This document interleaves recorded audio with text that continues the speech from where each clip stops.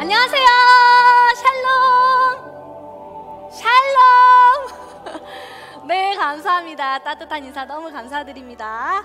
제가 오늘은 우리 형제 자매님들께 한 발자국 더 다가가기 위해서 그 당시 의상을 입어봤는데 어떻게 잘 어울리나요?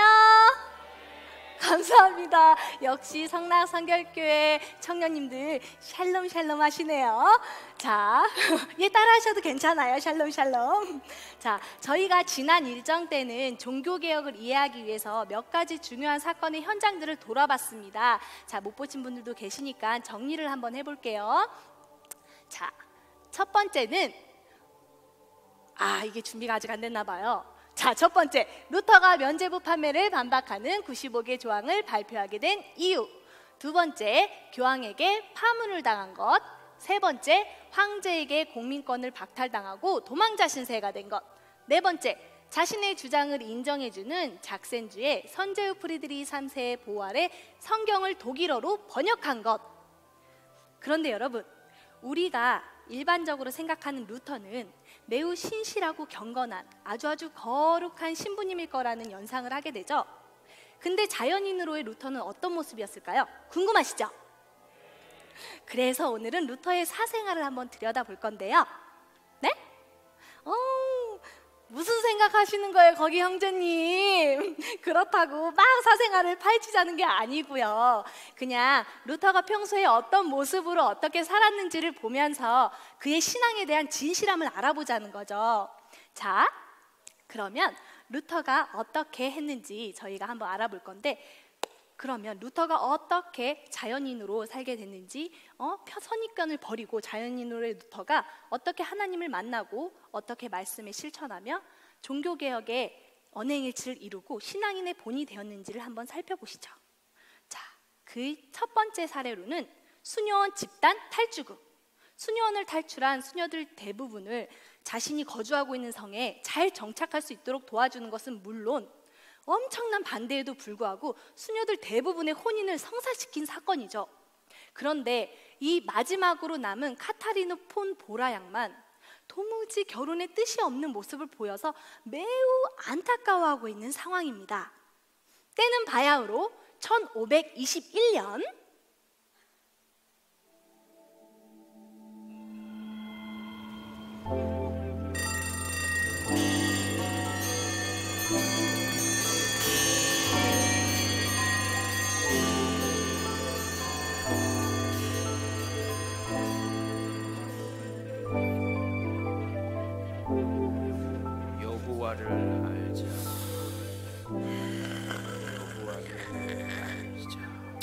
난 봐도 모르겠다. 선생님, 화가 선생님께서 성경에 들어갈 사파 몇 장을 더 보내셨습니다.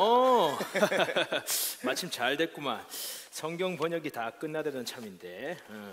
그나저나 이렇게 쉬지도 않으시고 괜찮으시겠어요? 좀 쉬엄쉬엄 하세요. 내가 보기보다 튼튼해. 그리고 하나님께서 시키신 일이 있으니까 너무 빨리 데려가진 않을 것세. 뭐 그렇다면 다행이고요. 아참, 내 정신 좀 봐. 보라 양께서 오셨습니다. 보라 수녀가? 네. 근데 살짝 화가 나 있으신 것 같던데. 그래? 어떡할까요? 오늘은 바쁘셔서 만날 수 없다고 다시 돌려보낼까요? 아니세. 어서 모시게. 괜찮으시겠어요?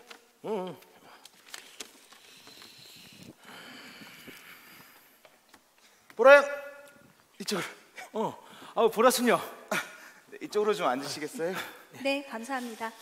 어떻게 바쁘신데 시간을 내셨습니다. 보라 양, 뭐 따뜻한 차라도 좀 드시겠습니까? 네, 감사합니다. 감사는요. 저는 제 일에 최선을 다할 뿐이죠. 괜찮으시겠어요? 나도 한 잔 부탁해.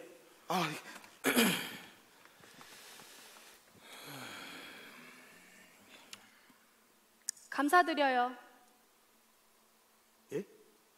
저와 함께 수녀원을 탈출한 동료 수녀들을 잘 보살펴 주신 거 말이에요. 그건 제가 받을 인사는 아니고 그 성의 주민 모두가 수녀님들에 대해서 호의를 가지고 하나님의 사랑을 실천한 결과지요. 제가 받을 인사는 아닙니다. 그래도 오지랖 넓으신 루터 신부님의 주선이 없었으면 평생 수녀원에서 하나님의 교리만 따르던 총것들이 이렇게 갑자기 세상에 나와서 적응이 쉬웠겠습니까? 아, 그런가요? 아무튼 이 모든 게 다 하나님 은혜입니다. 네, 그건 맞는 것 같네요. 그렇죠.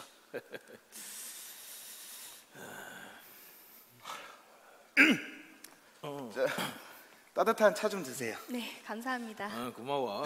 그럼 다정히 말씀들 나누세요. 괜찮으시겠어요?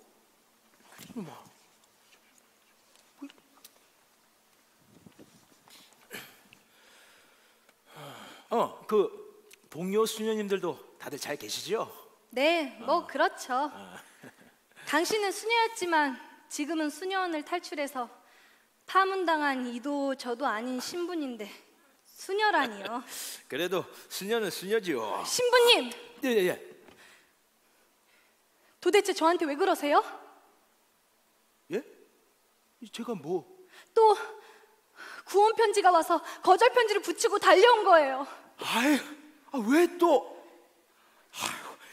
아니 그분은 신사고 경제적으로도 안정된 분이라고 제가 몇 번이나 말씀드렸잖아요. 전 신부님이 소개해 주신 분하고는 절대 결혼하지 않겠다고요. 근데 왜 싫다는 사람한테 자꾸 사람을 소개시켜서 거절 편지를 쓰게 하고 저를 성격 파탄자에 이 사회 부적응자로 만드시냐고요. 아니 성격 파탄자라뇨. 그게 아니고 저는 보라 수녀가 전 동료 수녀들이 결혼해서 잘 사는 모습만으로도 감사해요. 그렇죠. 그러니까 저까지 굳이 결혼시키려고 안 하셔도 돼요. 아이,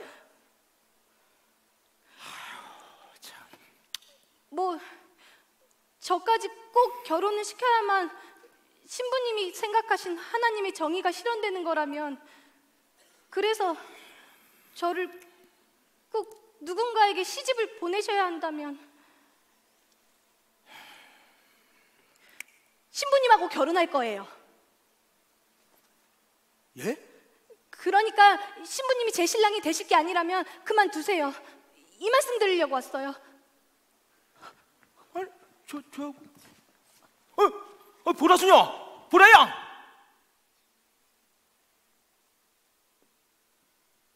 아이 나 참. 아니 나 이제 40이 넘어서 언제 하나님 품으로 안길지 모르는 사람이에요. 근데 이제 한참인 보라 양이 나 같은 사람하고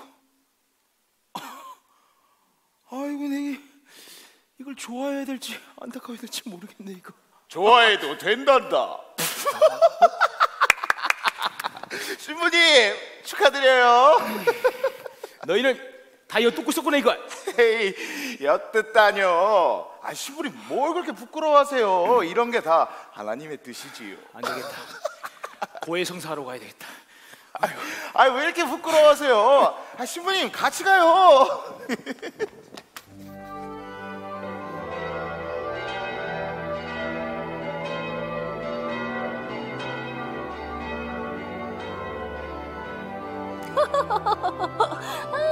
뭘 그렇게 부끄러워하세요? 여러분 어떻게 괜찮으시겠어요? 아니 종교개혁 얘기를 하다가 갑자기 연애 얘기를 하니까 막 놀랍기도 하고 졸음이 싹 가셨죠. 동서고금을 막론하고 이 사랑 얘기를 빼놓고선 얘기가 안 되죠.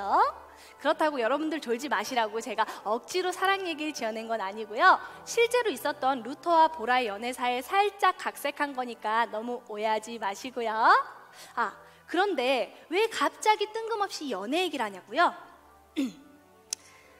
하나님이 세상 만물을 만드실 때 남과 여를 만드신 이유는 생육하고 번성하라는 것 아니겠습니까?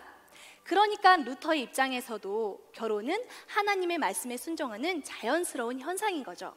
그런데 문제는 루터는 파문당한 신부고 보라는 수녀원을 탈출한 전직 수녀였죠.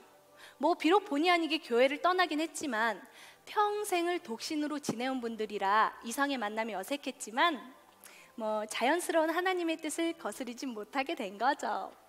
맞아요, 형제님. 형제님 생각하시는 그런 거 부끄러워라. 물론 급진적인 성격의 종교개혁파들은 반대를 합니다. 교황청의 공격과 조롱을 의식하지 않을 수 없기 때문이죠.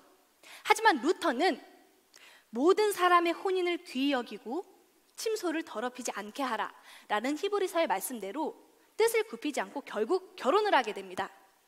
제가 이렇게 이 두 사람에 대해 결혼에 대해서 길게 얘기를 하는 이유는 루터의 삶에서 결혼이 없었다면 어쩌면 종교개혁은 미완성으로 끝났을지도 몰랐기 때문입니다. 그만큼 루터의 삶에 보라의 역할은 컸고 종교개혁을 완성하도록 루터의 중년과 노년의 삶에 없어서는 안 될 중요한 부분을 차지하고 있기 때문입니다. 자, 그럼 이 둘이 어떻게 만나게 됐고 어떻게 서로의 마음을 전하게 됐는지 한번 알아볼까요? 자, 그 시작은 이 책상에서 시작됐습니다. 조금 더 구체적으로 말씀드리자면 이 펜과 편지죠.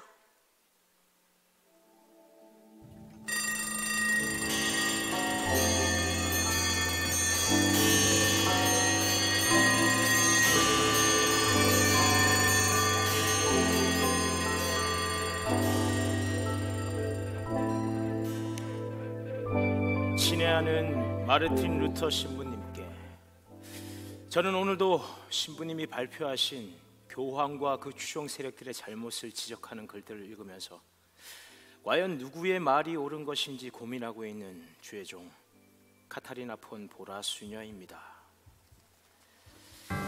과연 신부님의 반박문을 믿어도 되는 건지 하루에도 수없이 생각을 뒤집어 봅니다.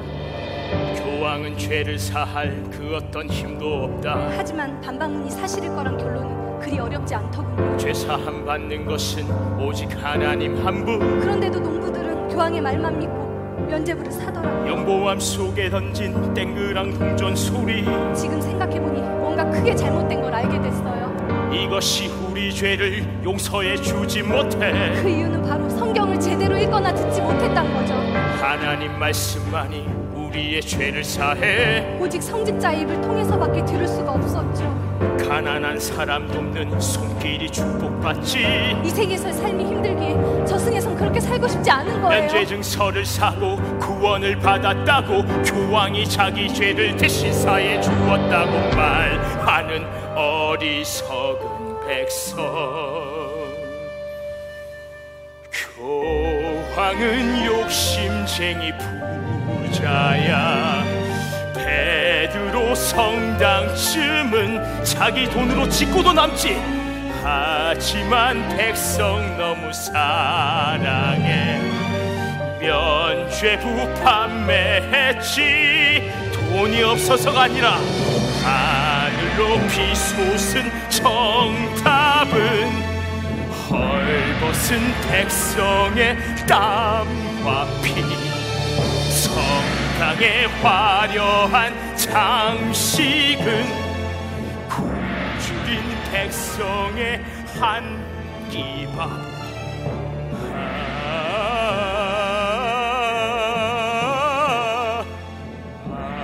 하지만 전 성직자의 말이 성경 말씀과 얼마나 다른지 알았기 때문에 교황청의 면죄부 판매가 잘못된 것이라고 반박한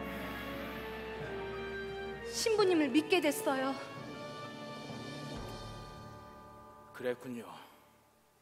신부님은 노동을 해보신 적이 있나요? 네? 배를 채우기 위해 씨를 뿌리고 수확을 해서 빵을 만들어 먹어본 적이 있나요? 아주 먼 옛날 어릴 때 어머니를 도와서 빵을 만들곤 했습니다. 그러나 신부가 된 이후로는 항상 대접만 받았네요. 회개해야 될 것 같습니다. 신부님의 회개를 이끌어내려고 드린 말씀은 아니에요. 아닙니다.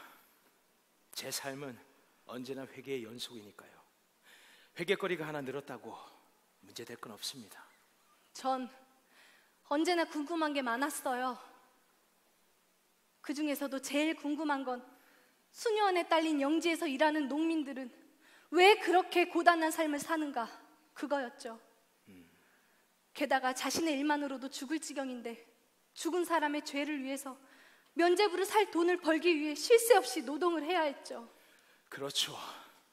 그렇게 힘들수록 정말 필요한 것은 하나님의 말씀을 의지해서 살라고 가르치는 건데. 맞아요.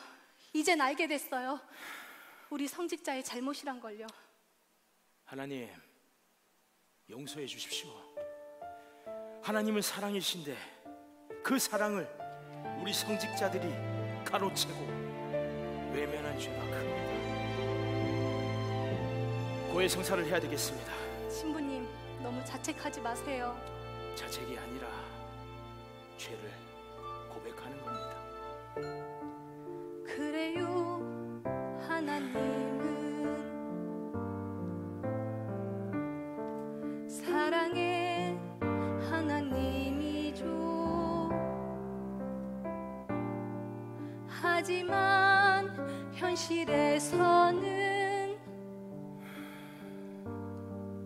사랑이 없어요.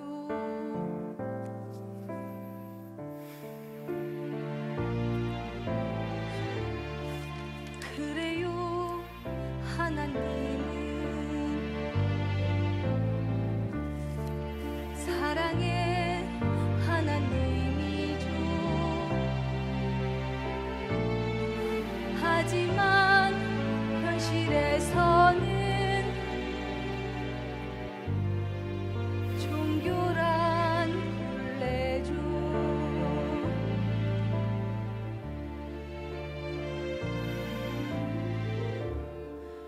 수녀원에서는 그저 교황청의 방침에 따라 농민들이 농사를 한 후에 그들이 수확한 작물의 일정 부분을 받아서 먹었을 뿐이었어요. 우리는 몰랐었네.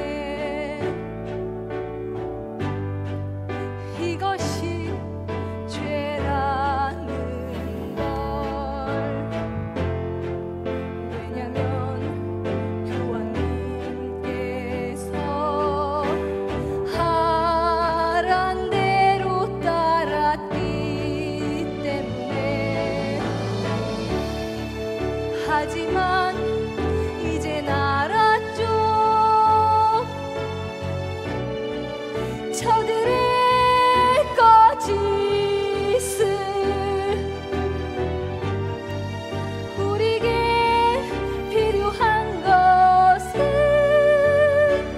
오직 믿음이란 걸.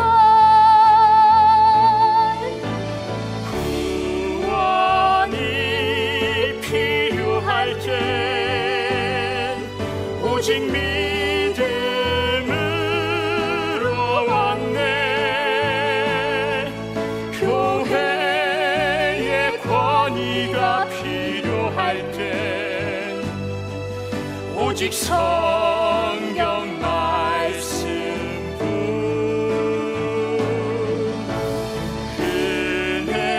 은혜가 필요할 땐 오직 하나님 은혜.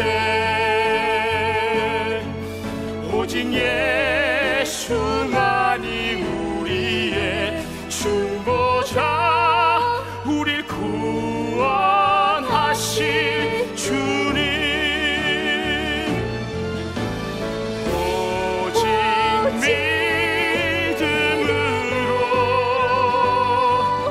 믿음으로 내가 살리라. 오직 하나님의 은혜로 구원함을 받으라. 오직 말씀으로 주의 은혜 받으라. 오직 하나님의 말씀을 따라서 주님 영광 받으소서.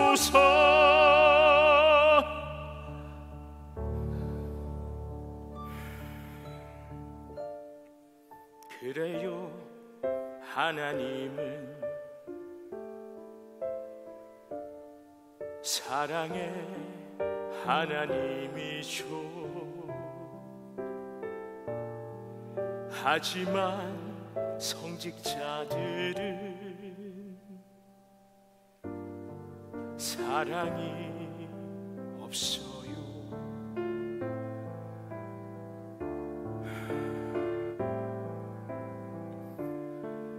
하나님 용서하소서. 죄악 가득한 우리를 하나님 용서하소서. 죄인 된 우리를.